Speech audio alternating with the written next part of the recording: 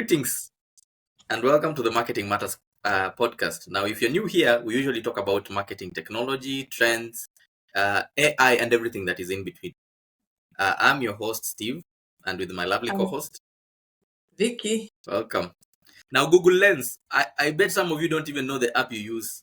The app you use to search images is called Google Lens. Now, Google Lens, for when you go to your, what's the word? When you go to your Google or your Chrome.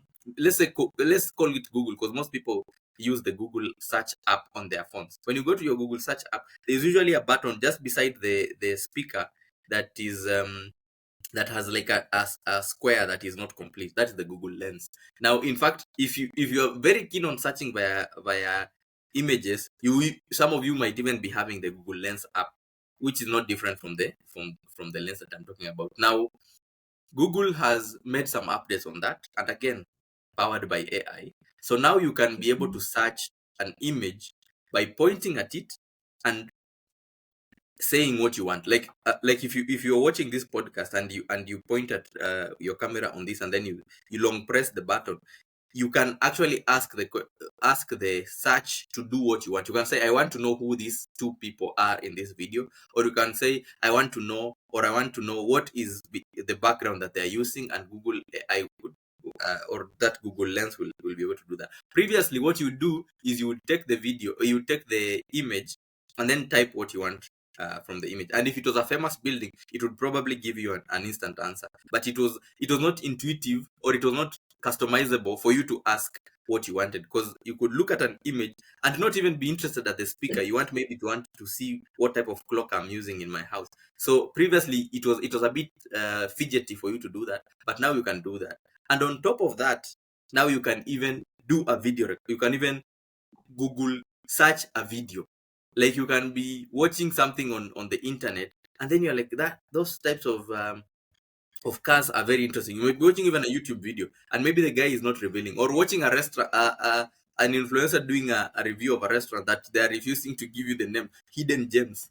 You can actually do the video and ask Google where is this place, or what hotel is this guy reviewing. Previously, you could only do a snapshot and a picture.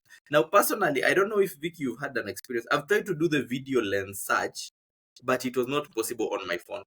Okay, I read somewhere that they're saying it's still in the labs and whatnot. I don't know In what, the what trial your phase, experience has yeah. been. Yeah, Yeah, I was very it's still in excited, the and trial. it didn't work for me. Yeah, it's still in the trial phase, and when it's in the trial phase, it's like it's sort of like a Mm, selected niche, or a selected group of people, or a selected country. They'll select a few countries mm, to do the the trial. So it makes will sense. eventually come, and then there's they do the update in phases. So you might get that you're not getting right now, and then eventually after some few days or a few weeks, it now gets into your phone. So it's like it's done in phases, such that you're not able to you do as you test. You do as it tests. As it's working, you continue to do on other phones. So it's coming. Yeah, From my makes end, sense. I'm just thinking, I know that advancement of this is going to be very, it's going to have its own effects, because I'm looking at a scenario where I don't need I don't need a content a graphic designer, or I don't need a um you see, now when you're creating content, for example, and then you show a video, you have done a video in an amazing way, or you did an advert, so I can go Mm. to Google Lens and ask, which tools did this video, what did they use to create this tool, to create this video, or how did they create it? Because I'm seeing it going to those advanced levels, Advanced. Yeah, where actually, now that's very nice. Mm, it's no longer a secret source. Like you would mm, charge, you will charge a client because you of the knowledge, but now it's yes, going to yes. reach a point where this knowledge is going to be so easy Readily to access. available. Yeah, so it becomes, even if the client is to engage you, that client will you'll have to negotiate on the cost, because he already knows what you're using. And then also it might also cause some privacy concerns, because now if you're able to get answers to just anything anyhow, what is the limitation? Like, what will be the limits on what I can access or what I can get from the online space? So I think there's just going to be a balance. I'm sure they're working on it, but I'm just looking at the future, what it holds. But it's going to cause some people to lose their jobs because, as you can see, if that happens, then I can go and do it on my own using the tools that I've learned from what you've just done. Yeah, that's true. Though and I suspect as time goes, if you have not been noticing, the terms and conditions for these social media apps have been the updates have been more frequent than they used to be. It Mm-hmm. Previously you would get, maybe it would take maybe a year before you would get an updated terms of service by these companies that would just say click OK to accept. But these days, I think almost every quarter I usually get a notification from either X or Mm. Meta or even LinkedIn that they have updated their terms of service, and most of us won't read, but chances are those things that you're talking about are slowly being included into that, so that should your data or should your information be leaked, um, at least in a manner that is not significantly harmful to you, then you cannot go and get some recourse from the courts, because they will say that, by exposing this data, you are allowing us to also share it Okay. with other Mm-hmm. members. Now, on the employment, I'm of a different view. I have used, at least in our role in the marketing space, I have used different tools that have come from this AI evolution. Mm-hmm. And at first, I used to also think that you're going to seriously have a disruption in the job market, and graphic designers will lose their jobs, videographers might lose their job, content creators might lose their jobs, marketers might lose their jobs, even IT guys, coders are going to lose their jobs. But as I continue using these apps, what I have found out is, if you really look at the way these apps, at least at this stage, the way they are developed, if you are a good graphic designer and you are serving one client, and you take 3 hours to edit a video, with AI or with the AI tools, you should be able to edit that video in 30 minutes. Now, if you are a good graphic designer or an okay graphic designer, first of all, it fastens the learning for the beginners to go from novice to pro. Like, previously you need to know a lot of coding information. Right now you can start doing some coding without actually taking the learning curve that it took some people 3 years to learn. Same thing with a videographer or even a content creator. You can ask AI to help you develop content, and you can, blow your channel in if you're really deliberate about it, in less than 6 months. But you if you are now an expert already in that field, what I see it doing is it just makes you more productive. It improves your ability to do more, because if you're able to do a video or edit a video in 30 minutes, or in 30 minutes, when it could take you 6 hours or 4 hours, then you as a service provider are able to, first of all, competitively price your product, because remember, now your time resource, usually most of these, let's call it creative service, is priced based on the hours spent on that product. Now, a client would be very hard to convince, because some of them would say, okay, this somebody is charging me maybe 5,000 shillings for what you're charging me 100,000 shillings. But you would say maybe the time that I take to, customize your product and whatnot is what is costing me to do this. But now, when you are able to reduce that, you can also be competitive in the market, because it helps you do more with less time, but also it helps the client get more with also less resources. So I foresee it being also it. Of course, there are some people who will be disrupted, and the barriers to entry in most industries will be broken or will be lowered. But I still see, or I would still tell somebody who is an expert in their field, be you a marketer, be you a tech guy, the best thing you can do is to embrace AI and just be, very productive and super in your job. And then that would, if anything, make you even more competitive, and even add your what's it called, your clientele. That's my view. That I don't know, Steve. I don't know if this one will convince you or make you change your thinking, mm, because layoffs have been making headlines in the last 3 years. Early this year, we had more than 130 jobs cut across the 457 companies in the tech space. And that is Mm. according to the layoffs.fyi. Companies like Tesla, Amazon, Google, Mostly TikTok, tech Snap, companies.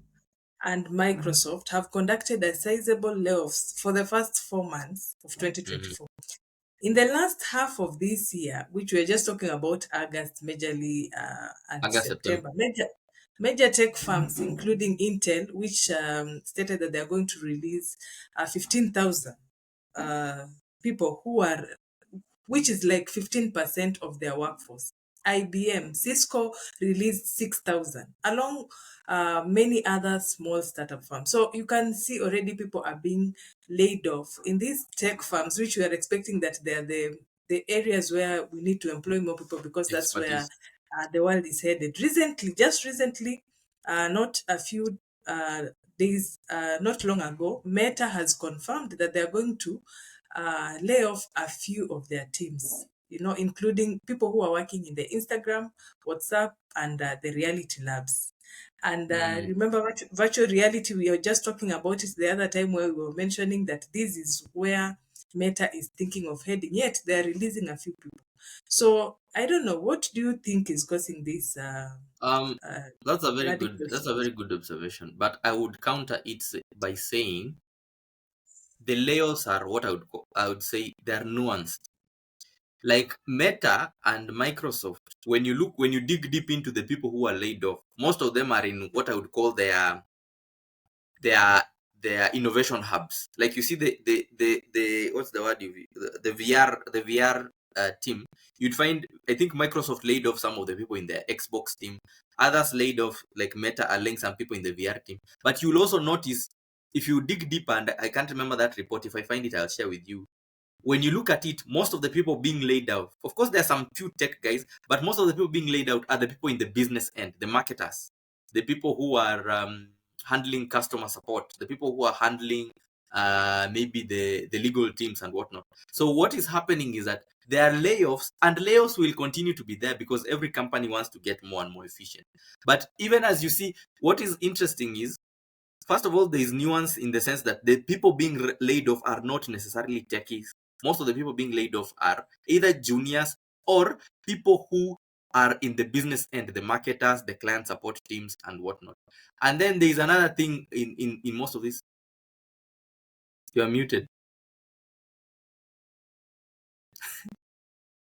And you in the marketing field, Steve. Yes, we are in the marketing, but I want to explain to you why it's nuanced. It's because in Mhm. the different a marketer is hired to sell a product. If you're working in Microsoft, you'll find that the guy who sells Microsoft 365 is not the guy who will sell you Teams, is not the guy who will sell you their Azure service.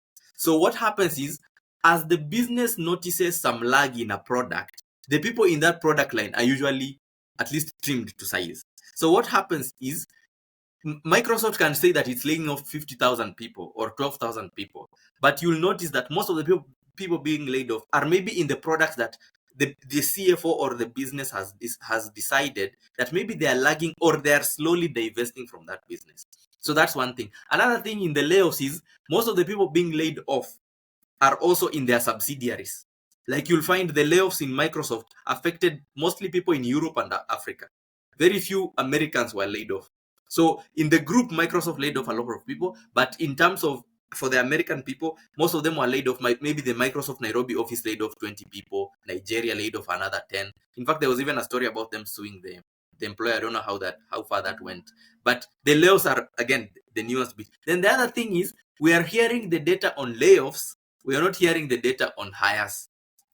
Yeah, So yeah. when you look at, they could be laying off maybe because that business line or the company is divesting. Like I think Google, no, it was Apple that closed down its what's that thing, the car thing, the autonomous vehicle unit. Okay. So of course, when Mhm. they close that off, then they lay off people. But Apple again is hiring engineers to help it in the AI race. So it's a bit nuanced, and of course there'll be people. I'm not denying that there'll be people laid off, even in the marketing field that we are in. But what I'm saying is, make yourself a bit more um, resistant to the or a bit more to protect yourself from this wave of layoffs.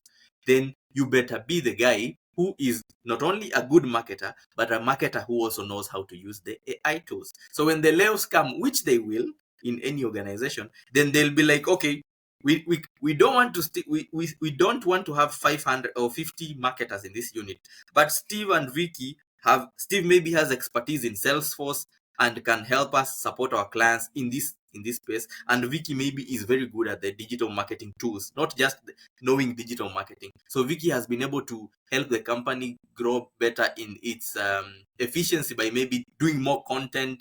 Vicky is also able to reduce the timeline for if Vicky was a videographer, Vicky now helps us edit. We shoot videos, 50 videos. Vicky helps us churn maybe 10 videos and shorts and whatever repurposing you need to do in a very short time. So when the company is evaluating your productivity, it's not just about you being a marketer. It's how much, if we were to lay off Vicky, how many people would we need to replace Vicky based on what she's doing? So I'm still very bullish about the employment space, but I would say Mm, it will going to be challenging, but yeah. I don't want to encourage people, because sometimes you find some of the people in our industry trying to tell you now, okay, you see, AI is going to replace marketers, AI is going to replace lawyers, so you better change your career.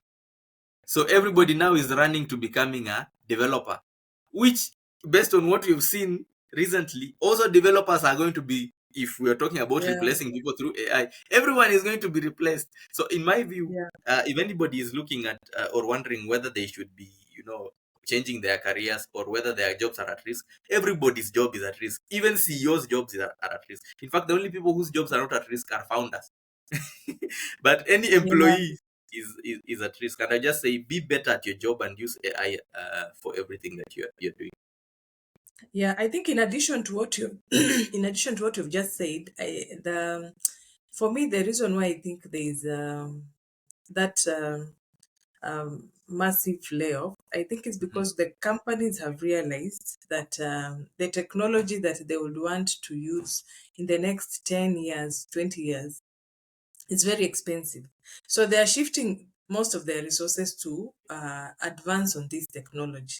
And And skill this sets. technology, according to their understanding, it is meant to automate or make it efficient for most of the work that they are doing. So, meaning that if they are to allocate most of these resources to this technology, and it's able to allow them to, instead of having three people, to have one person, because this one person will be able to do the work that the technology is not going to do, then why not just invest on those technologies? So I think they are doing a shift on the resource allocation. And then now True. for us in the field, maybe I think what you just mentioned, we need to always be at par. Like you can't stay with the knowledge that you had 1 year or 2 years ago and you feel you're okay. You always need to advance yourself, keep up to Every date with day. what is happening in the space. And Mm. that is why we have the marketing podcast. We are here to help you Yeah. keep up to date with what is happening in the space, for you to align yourself and to stay competitive. That's very true, Vicky. And even just look at our journey, how we started. When we started, we were using different tools for recording this podcast. And as you continue, you realize that as you change the different tools, different service providers are giving you different features. Others are giving Yeah. you auto cue. Others are giving you simple editing tools. All of these are powered by AI. You look at even how we develop content. Initially, you'd maybe start with giving the chat GPT an idea, and then it develops for you. Now you've realized maybe you need to just blend or give better prompts. Even your ability to prompt the chat GPT platform is getting even better, and it could not Yeah. be better if you are not using it on a regular basis. And this is an Yeah. AI platform. So somebody who is like, oh, I can't use this platform, or I'm afraid of using this platform, or now I want to change my career, I think that, yeah, they are putting themselves in a very problematic area. And I dare say, if it even allows you to go beyond your area of expertise, like say maybe you are a good strategist, and that has been your job in your company or in your consultancy, that you only do strategy.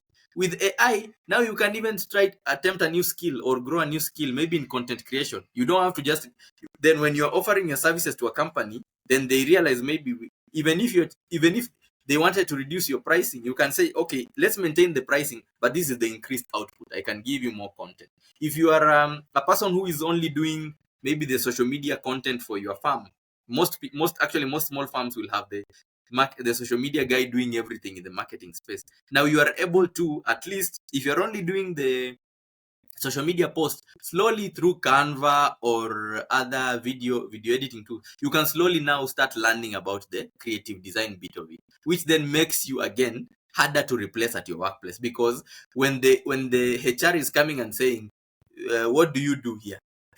Because usually that's usually the question that they ask before they call job evaluation, and whatever. So you can say, now I'm doing content creation, I'm guiding the strategy, I'm doing video, I'm even doing editing.